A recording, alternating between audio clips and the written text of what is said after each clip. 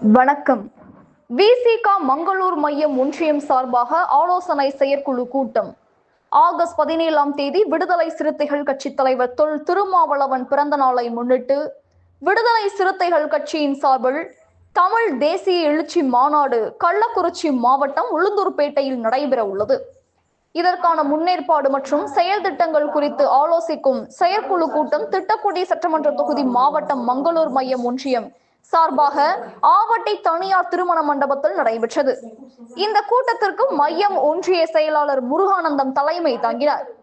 சிறப்பு அழைப்பாளர்களாக திட்டக்குடி சட்டமன்ற தொகுதி மாவட்ட செயலாளர் வழக்கறிஞர் பாலமுருகன், முன்னாள் மாவட்ட செயலாளர் தயா தமிழன்பன், மண்டல செயலாளர் செம்மல், மாவட்ட பொருளாளர் சஞ்சய் காந்தி, செய்தி தொடர்பாளர் பழனிவேல், சமூக நல்லிணக்க பேரவை மாநில செயலாளர் பிரேம் என்கிற மகேந்திரன் ஆகியோர் கலந்து கொண்டு மாநாட்டை சிறப்பாக நடத்துவது தொடர்பாக நிர்வாகிகளுக்கு பல்வேறு ஆலோசனைகளை வழங்கினர்.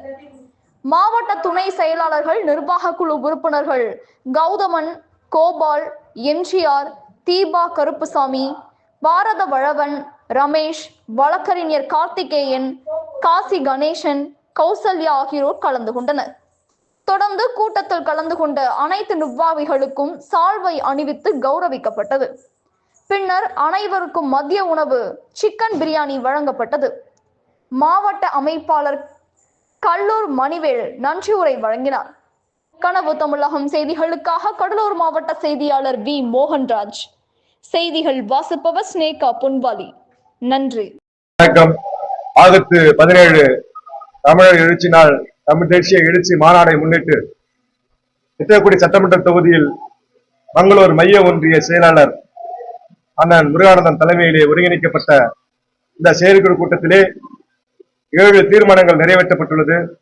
அதில் குறிப்பாக தற்போது ஆளும் தமிழக ஆட்சியிலே சமூக நீதி அமைச்சராக பொறுப்பேற்றிருக்கின்ற பெரும் மதிப்பிற்குரிய அண்ணன் வன்னியரசு அவர்களுக்கு நன்றி தீர்மானம் இயற்றி இதில் இருக்கின்ற தமிழ் தேசிய எழுச்சி மாநாட்டிலே திட்டக்குடி சட்டமன்ற தொகுதியில் பெருமளவிலே மக்களை திரட்டுவதில் முன்வருவதாக மைய ஒன்றிய செயலாளர் இங்கு தீர்மானமாக முன்மொழிந்திருக்கிறார்.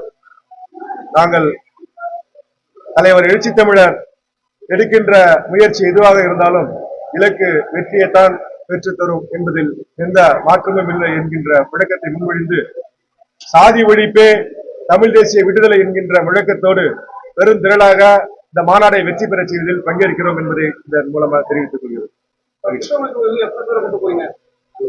தொகுதியில்